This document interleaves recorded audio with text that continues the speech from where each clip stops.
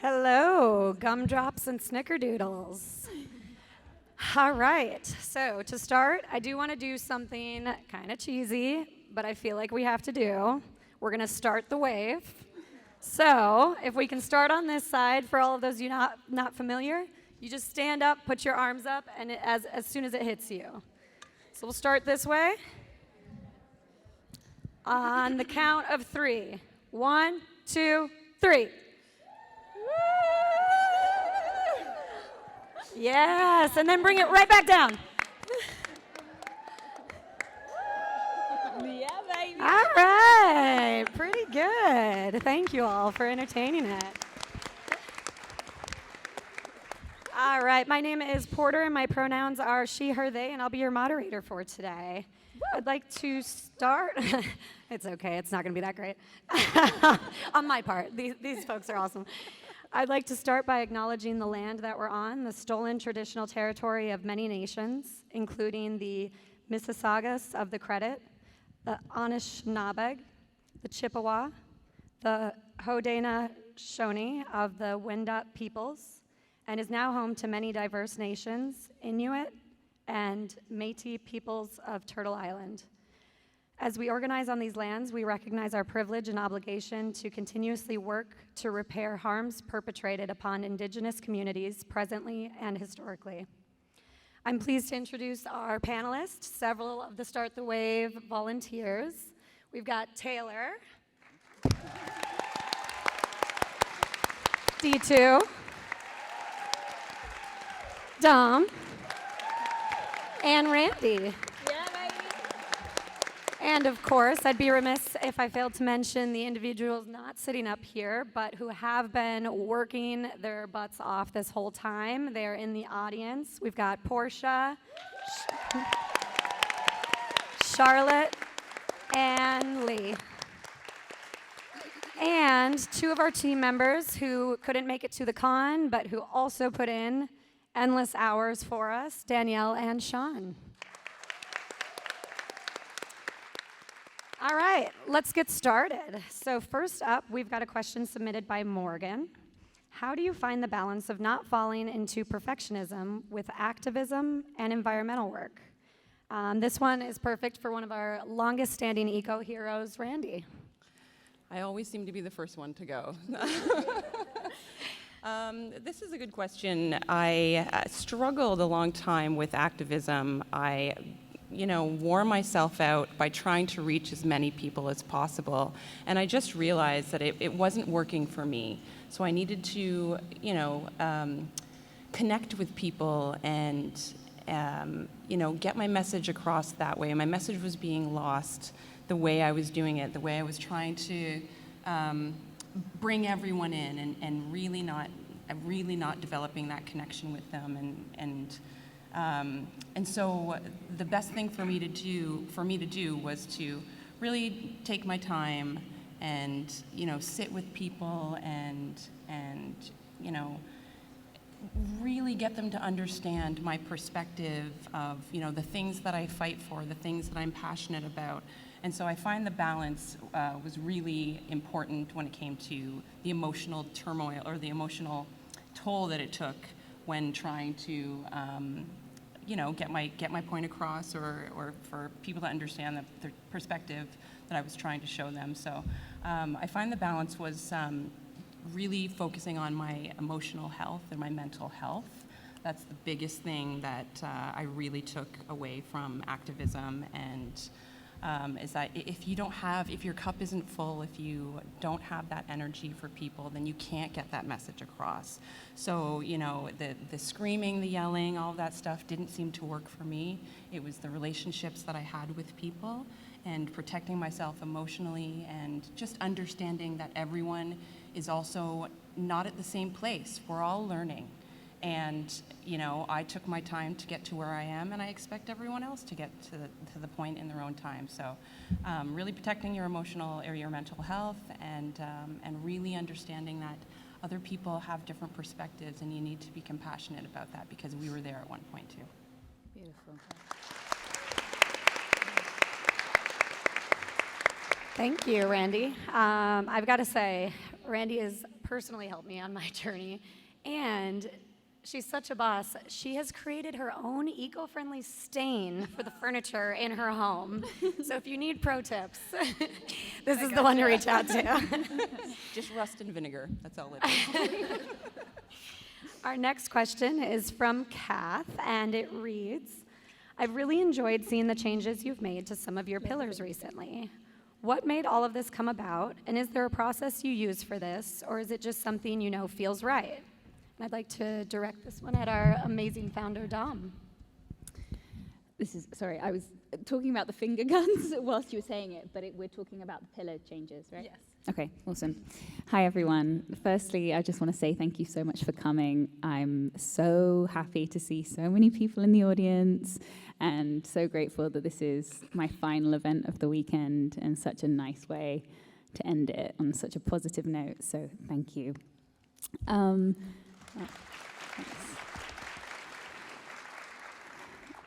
So the shift in the pillar names has been quite an organic process. And really, I think it is because we are constantly refining our direction. And as an organization, really leaning into change and evolution as a way to really focus our efforts and to incorporate what we're learning as we go, to make sure that we're evolving with the times and, really being true to the highest vision that we can hold for Start the Wave. And so the shifts this year, we added love to love and kindness. It was originally kindness, which was our sort of foundational pillar. But in my own personal journey, I have realized that love is the most powerful force out there in the universe. And it's a reminder to keep coming back to our hearts in all of the work we do. For all of the other pillars, I think that it really is where, the foundation, it's the core. If we can really come from that place of love and kindness, I think that's where the most amount of change can happen. Other changes that we made this year was we went from equality and justice to equality and anti-oppression. And that was really inspired by the internal work that we've done within our organization. Equality is sort of, the highest vision of our hope that we hold, that really everyone is treated as equals, but anti-oppression really speaks to the work that needs to be done to get there, and that unless we are actively doing the work to dismantle the systems of oppression within ourselves, we are contributing to upholding those systems. So to me, that's the balance. It's the equality. Yes, of course, we want everyone to be treated as equals, but really acknowledging the work that needs to be done to get there. Then we have, come on, brain. We added our environment. And that was really inspired by the time that I spent out in BC with some of the Indigenous communities and really hearing how they talk about being in right relationship with the land. And really developing that relationship. And I think that in today's world, we have, we're constantly on our screens and in cars, and we have lost that personal connection with our home. So I wanted to keep environment because, scientifically we talk a lot about environmentalism, but also bring that personal element in so that we're acknowledging that this is our environment that we are working for. It's not separate from us, but it's for us, and really building that relationship. Then we have unity and oneness. Initially, it was meditation and spirituality, which has been a huge part of my own personal journey to really seeing the bigger picture and sort of zooming out and it has evolved from meditation and spirituality being sort of the things that have helped me personally, but then realizing that no matter how you get there and no matter what your beliefs are and how you see it, it sort of encompasses our interconnectedness and that collectively we're all working for something bigger. And then we have, veganism and animal rights changed to conscious consuming. And that was because really, you know, the more work we do, the more I realize how everybody is on a different journey and everybody has such a unique set of circumstances. And so not to limit, really, by just sharing one perspective, like you were saying, but being open to everything. And really, conscious consuming speaks to the fact that, you know, in everything we do, we want to be as mindful as we can to realizing where we're putting our energy, where we're putting our money.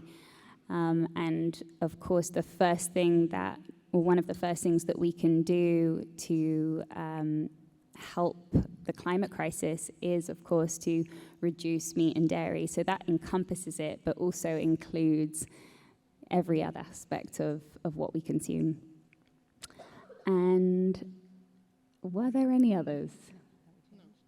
That was all we changed. So yeah, it's been a process, and I think that we feel pretty good with where they're at right now, and it's been cool to just get to this place where we really know what it is that we're working on.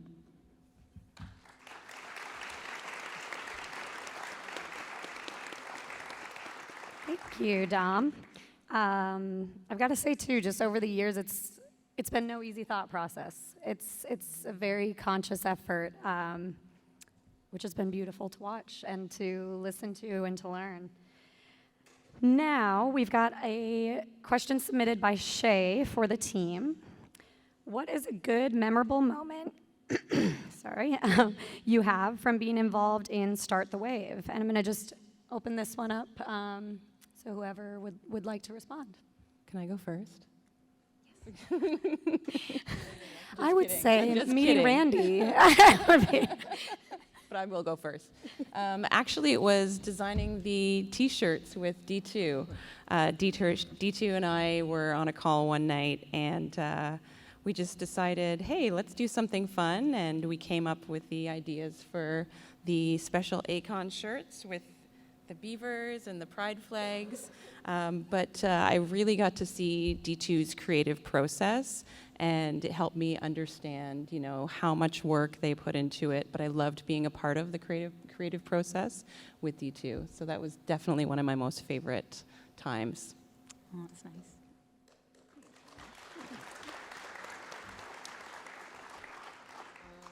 I will piggyback off that. Is my mic on?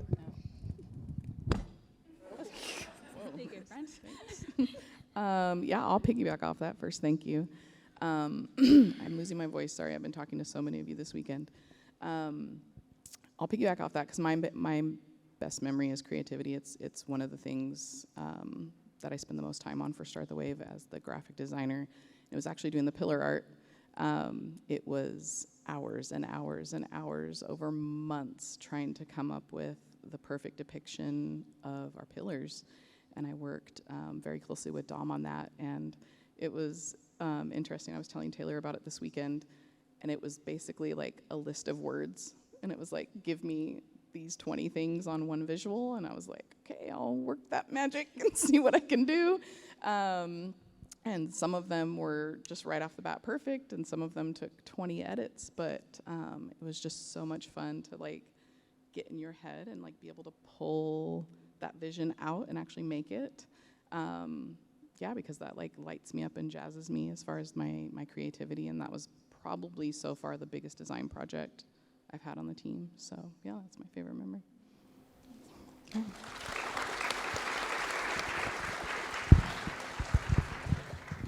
you about to go?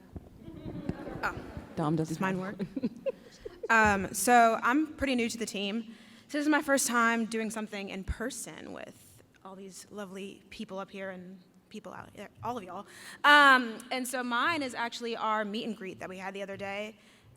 So I reached out to join the team because obviously I felt very connected to the work that we do. And so I mentioned in the meet and greet that the pillar that resonates with me the most is love and kindness. And so feeling the love in that room and kind of having that affirming feeling that what we're doing is really impacting people and sharing that space was very amazing. So that's definitely been my best memory so far.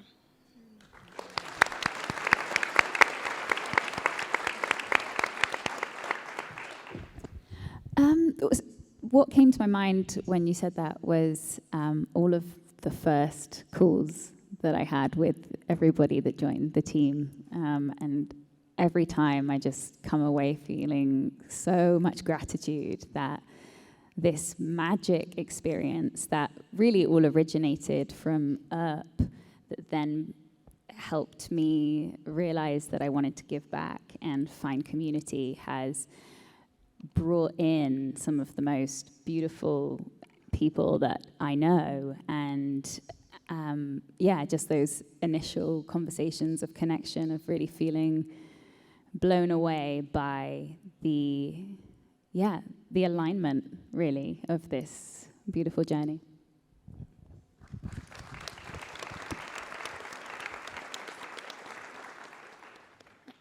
I am going to answer this one because I definitely say the in-person meetings of everyone and like the excitement felt and the build-up to it and being so thrilled. And then some of the meetings were ones we didn't expect that just kind of happened. Like D2 happened to be able to meet me while I was on a trip, and Lee I ended up meeting while I was at a wedding. And some of us, it was just this like jump in each other's arms. Other ones, it's like you didn't know how to rap, and we're just laughing about that. It was, it was all so exciting for the build-up, and then to meeting each other, and then the whole time we're together, just stopping to appreciate and be grateful for that time together has been excellent.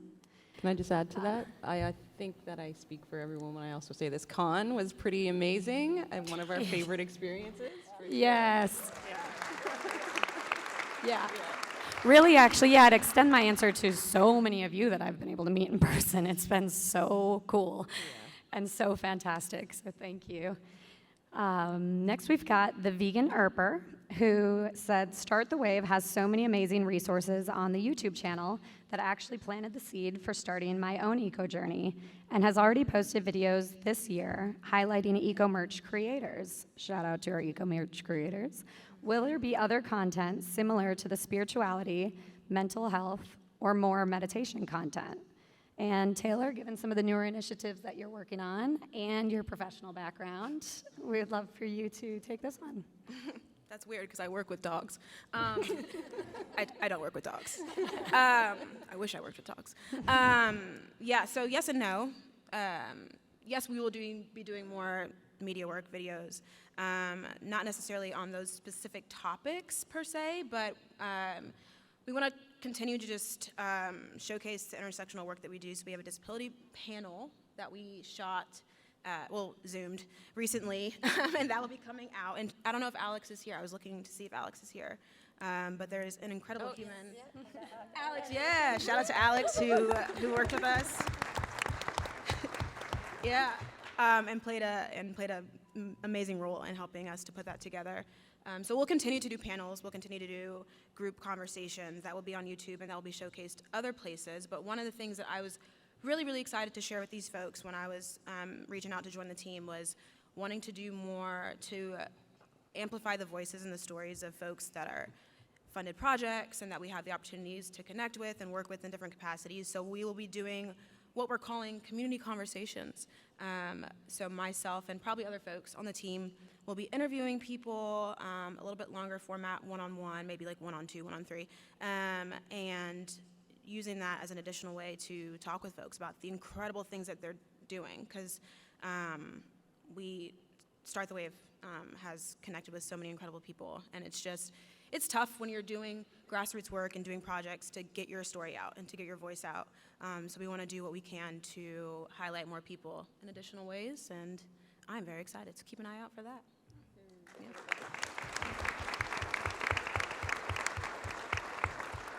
Thank you, Taylor. And Taylor only joined a few short months ago and has already done a tremendous amount of work, committed to coming here. It's been amazing. Just this whole team is amazing. Of course, since this is an ERPRCon, we need a Winona Earp question. So answer one of the following. What is your favorite episode, character, or dynamic duo? Or is there a scene that you envision differently? And let's go ahead and just run down the line. Me first? Yep. Okay. Oh, y'all, I'm sweating. My favorite dynamic duo is Winona and Waverly because they remind me of me and my younger sister.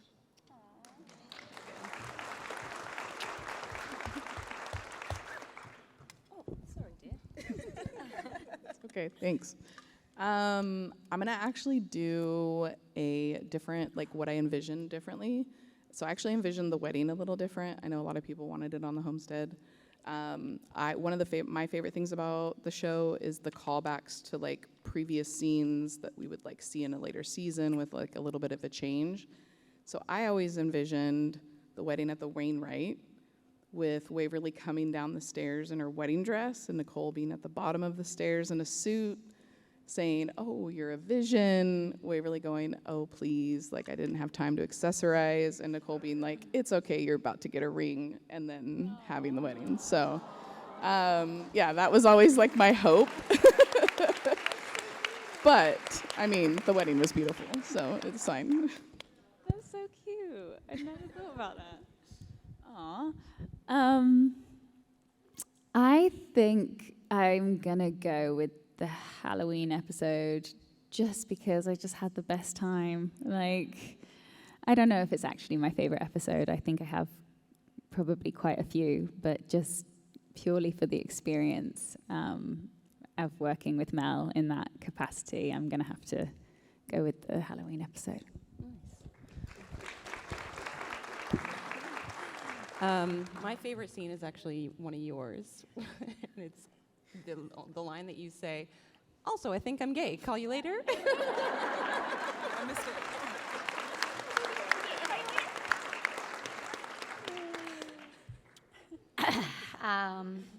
Since it's the end of the con, I can say this because I can run decently fast. I have only made it through season 2. I'm working on it. But I know. And I'm just I'm gonna send it home. Dom, plug your ears. My favorite character is actually, it is, I mean, clearly Winona's there, like, but then Nedley is my favorite character. Yeah. And then the episode so far of what I've seen, Jolene, hands down, because it's so much fun. And the bar fight scene when you, like, your character gets jealous and everything goes wild, so much fun. All right, next question, submitted by Jet Black Jumper. Asks, sorry, I'm reading my own writing and it's atrocious. What was one moment or event that changed your perspective on the necessity for positive change and action? And D2, we've been on quite the journey together, and I'd love to hear your perspective because I feel like you have taught me so much with all of this. Oh, thanks. I think if there's any other parents in the room, I'm sure there are. I would say becoming a parent is probably one of the most like life-changing things that will ever happen to you. For many reasons, and one of them was this. Like, I didn't expect to just wake up one day and, you know, my son be 4 years old and just realize, am I focusing enough on reflecting back what I want him to become? And I think I was doing a decent job, but I wasn't, like, just consciously always thinking about what he was seeing and then what he would then in turn do, kind of thing. And I think around that time, yeah, he was starting to pick up on that. You start saying words that you shouldn't say because you heard your mom say them, and those types of things. And so I really wanted to focus on just putting that positive change in front of him so that he can go out and do that. So yeah, that would be, I think, the biggest reason that I've gotten into this as a focus. And then obviously Start the Wave was amazing. I was lucky enough that Toby loved Winona Earp, and I think back then had a crush on Dom. And so when the videos came out, I was like, hey, let's watch this.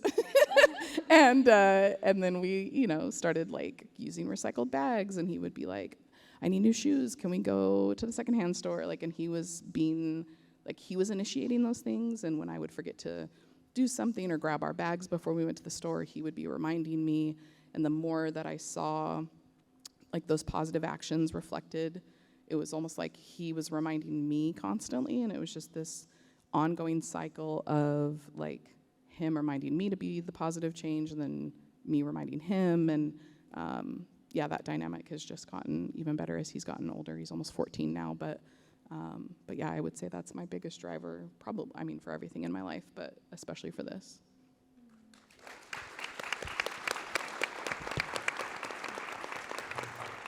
I will say, the other day we were doing questions to each other, and all of us agreed we all wish we had D2 as a parent, and the relationship and the bond that you have with your kid is just bar none, the best. Now, Chelsea has asked us, I love the eco merch line, as I myself have purchased a few items from multiple creators I love. What was the process of coming up with the idea, and what was the process of executing it by finding creators and getting it started? Dom, you'd brought this idea up so long ago, so please take this one because it was quite the process. Yeah. So it actually, I was thinking about this the other day. It was actually when I came back from North Carolina, when I had originally gone and met up with Porter and Addie, who were in North Carolina. I came back and I needed to quarantine for however many days it was back then. And I was in a basement on my own for that time, and it was a really great period for a lot of introspection. And one of the evenings, it came through almost as a download. Now we had been talking about merch for a long time because, as you know, it's a great way of spreading a message. You see something, oh, what's that? So it sparks conversation, and so I always knew the power of merchandise as a concept, but every time we talked about it, it just felt really out of alignment, because the more you learn about how much stuff ends up in the landfill, it just felt like, how can we be in integrity whilst also creating more stuff that this world doesn't need? So it had always kind of been in my mind. And then this evening at 2 o'clock in the morning, I just had this idea come through, especially because it was in COVID times and everybody was finding inventive ways of using their time. And I thought about all of the artists that were out there that were probably suffering from the impacts of COVID. And I thought, hang on a second, wouldn't it be cool if we reached out to artists in our community, specifically people that are focused on finding eco alternatives and ways of doing things. And if we could ask them to incorporate Start the Wave into their creations, and that could really be infinite. It could be anything from, clothing to mugs to just absolutely anything. And then actually asking the creators how much, to have a really honest reflection about how much they are able to give back and how much they need to keep for themselves at this time. So that we could then amplify the work they're doing, encourage a new way of looking at consuming, and then also, have a little bit come back to us too. And I just felt like there was this beautiful reciprocal flow that could happen. And then we started talking about, okay, well, what are the environmental impacts of creating merchandise and then sending it all the way around the world? I mean, we're so used to things like Amazon and, clicking a button and something arrives from the other side of the world the next day. And I think that we really need to dismantle the way we think about that and start to source things that are local to encourage that kind of way of thinking. And so we started talking about, well, can we, limit it to different areas and actually hope that we find eco-merch creators all over the world that, the dream is that we have many people sort of join this initiative so that you can have a look and see, okay, what's in my area? What can I support? How can I, how can I find and support an eco-merch creator in my area? And that eco-merch creators could then go out and also within their communities spread the word of Start the Wave. So that was the initial idea, and actually, we have some amazing eco-merch creators. I can see some of them in the audience, and I thank you so much. I'm sure that many people went to our booth this weekend and saw all of the cool stuff that we've got, and thank you to everyone who purchased a piece and supported it. It means the world. Like, every time anyone came to my photo ops or anything was in a Start the Wave eco-merch piece, I was like, I think this is so cool. So we're actually at a point in the journey where we really want to water that seed that we've planted. And if there's anyone in the audience that is inspired by this idea, or anybody else that watches this video or anything, or knows of anyone that is interested in this kind of work, we really are trying to figure out a way of expanding and calling in new eco-conscious artists and really getting the message out to build on what we've already created.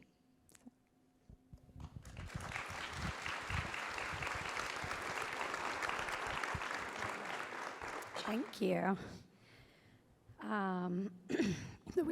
The way you're able to break things down and speak to them is always so heartfelt and amazing. Next, we have a get-to-know-you question for the team. Describe each panelist here in one word. Do we want to start at this end or that? You want to start at this end? Yeah. Okay. Mine are probably basic compared to everybody else's, but they're real, they're true. So I'll start with you.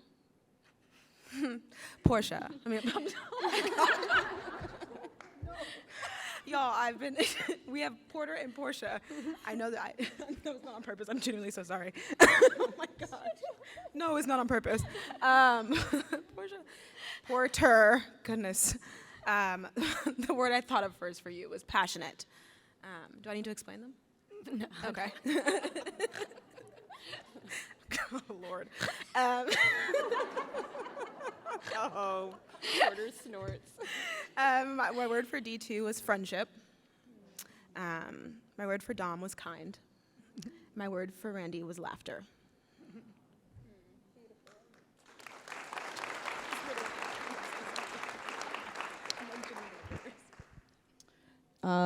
Okay. Porter, my word for you is octopus.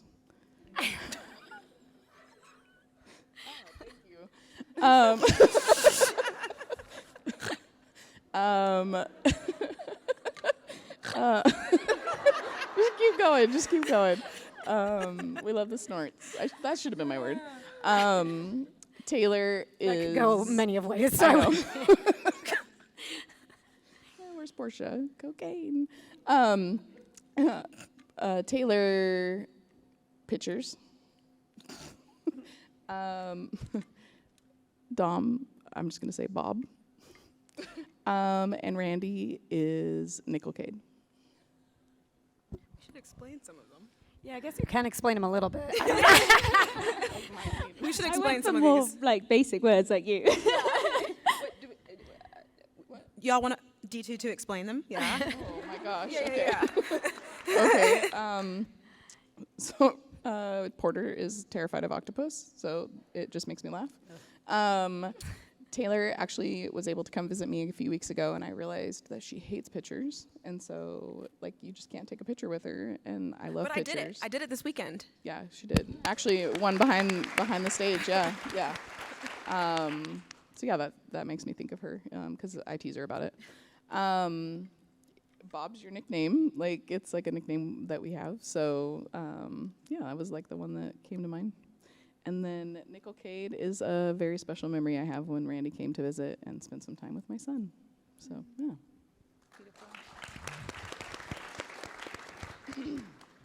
So Porter, my word for you is supportive. Taylor, my word for you is honest. D2, my word for you is loyal. And Randy, my word for you is caring. Thank you. I don't need to finish. Well, after this weekend, my word for you is popular. Seriously, for you, it's definitely curious. I love your curiosity. Dom is one of the most curious people, and I just love watching them be curious. D2, whew, I might get emotional here. Wasn't expecting that. Nurturing.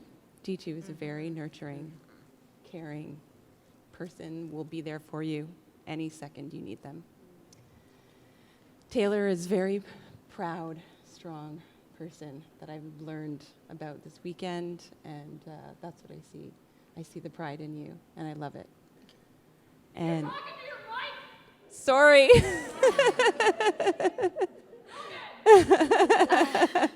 And Porter is resilient.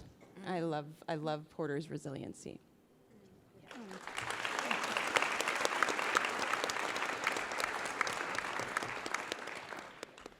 I'm going to go on this one because I can't not.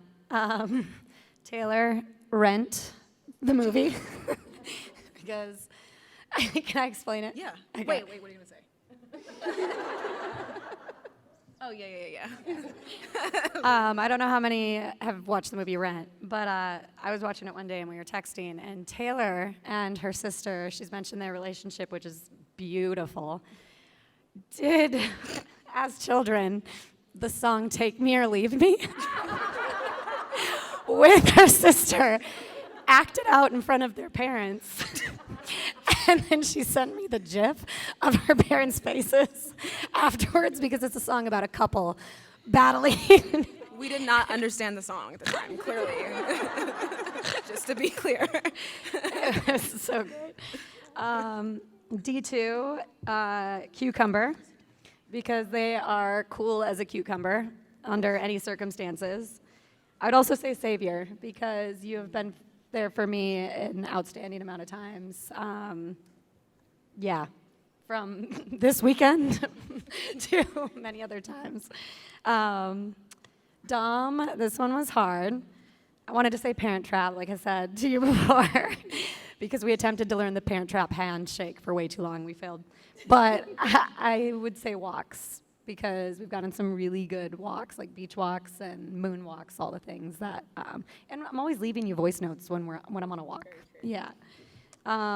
Randy, Superman was going to be mine, but just because D2 called it when your Superman socks came out that you're wearing right now, it's now going to be dancing, because we have some epic dance parties and singing parties together.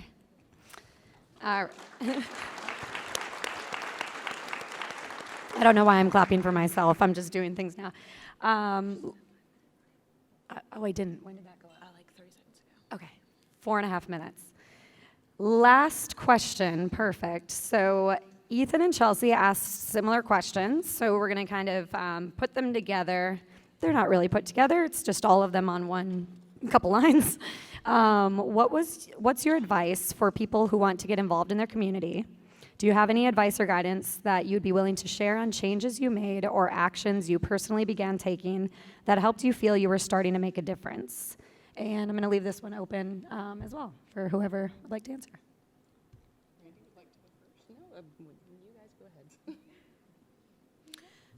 I mean, this is pretty, again, I'm just very basic, I suppose. But I mean, for me, it's the things that I do like the little things every day, like connecting with people. It's like when people, and y'all have been incredible, like some individuals I'm like seeing right now and connect, like eyes coming up to me and saying nice things. Like, I think it's sometimes you don't realize the impact you can have on somebody when you're just kind to them. But like there are things that were said to me this weekend that I will remember forever. So when things like that happen, I think about it in terms of like when I'm meeting folks or just interacting people day to day, just being mindful of that. And then in terms of getting involved in your community, I mean, again, like kind of almost an obvious answer, but like research. But if you are, I know everybody's not extroverted and outgoing, and so, you know, but for folks that are, just talking to folks when you can, starting up conversations, it's incredible how you can find resources and find things that are going on just through talking with folks. But of course, and somebody else said this the other night, but like it can be a little bit nerve-wracking, but I don't remember who it was, but like taking that risk to reach out. Like I was nervous to email these folks and was like, I probably won't hear back. And then I did, and now I'm talking to all y'all. I was nervous so, too. you know, just kind of taking that risk and stepping out of your comfort zone whenever you feel like you are in a space to do so.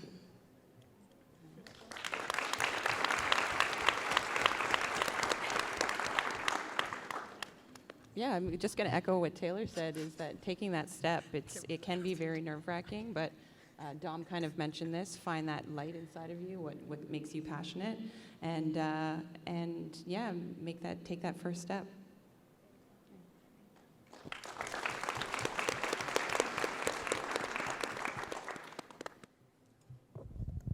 Okay. Yeah, I would echo the same things. It's funny that we all just plan the same answer. Yeah, I would say, sorry. Yeah, the baby steps, but like finding what lights you up, I think is huge. That's one of the biggest lessons I've learned from being on Start the Wave.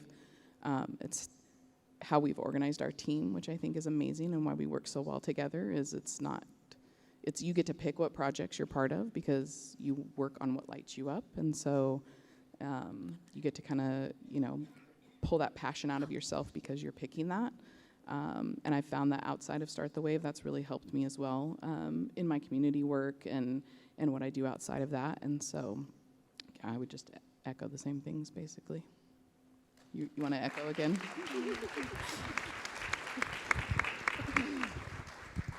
Yeah, so we really did all prepare the same answer.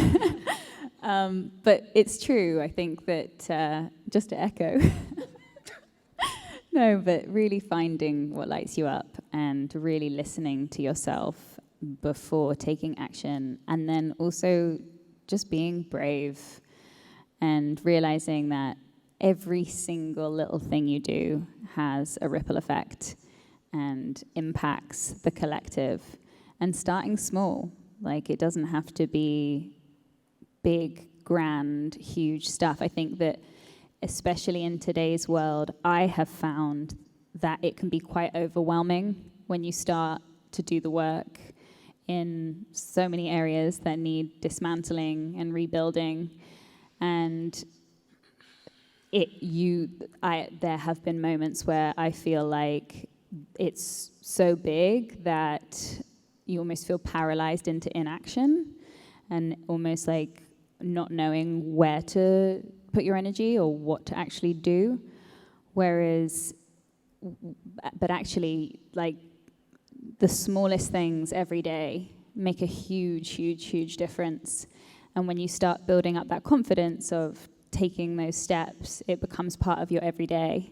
And then you start getting invigorated by seeing the change and people reflecting it back to you. And, oh, I noticed that you started doing that. Oh, I've noticed that you're reading that, or whatever it is. And then starting those conversations. And then, yeah, just, it's exciting. It's exciting when you start to see those ripples happening. So, yeah, I guess finding what lights you up, being brave, and taking action, big and small.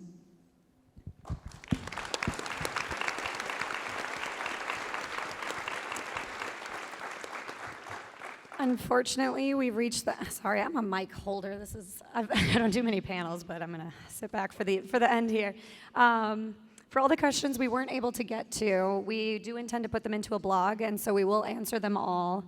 We did get many questions, though, about the future state of Start the Wave, and we were able to answer this in the meet and greet, but for everybody else, really we just want to see the organization continue to keep evolving and growing and incorporating all of the new voices, all of the old voices, just everybody's input.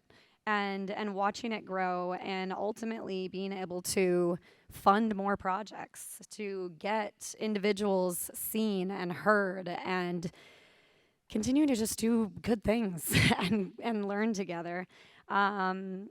Speaking of funding new projects, this weekend alone, and this does not include our partnership, but just off of the Eco Merch artist sales, we were able to bring in over $7,500 that will go towards grassroots initiatives.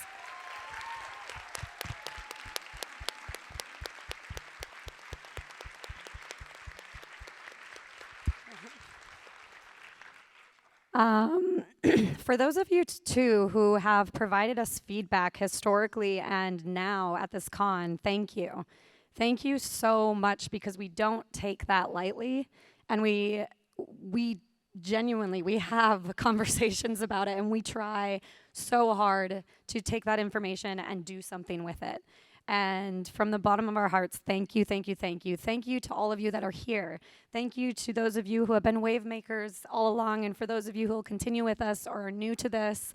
Thank you for those of you who are entertained my wave idea by putting your arms up. And I guess just thank you to this team. Thank you to all of you for everything.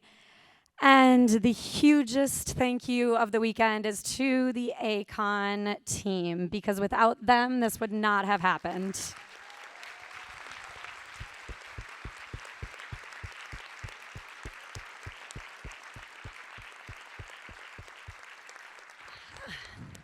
I think that's all we wrote for today. So thank you all.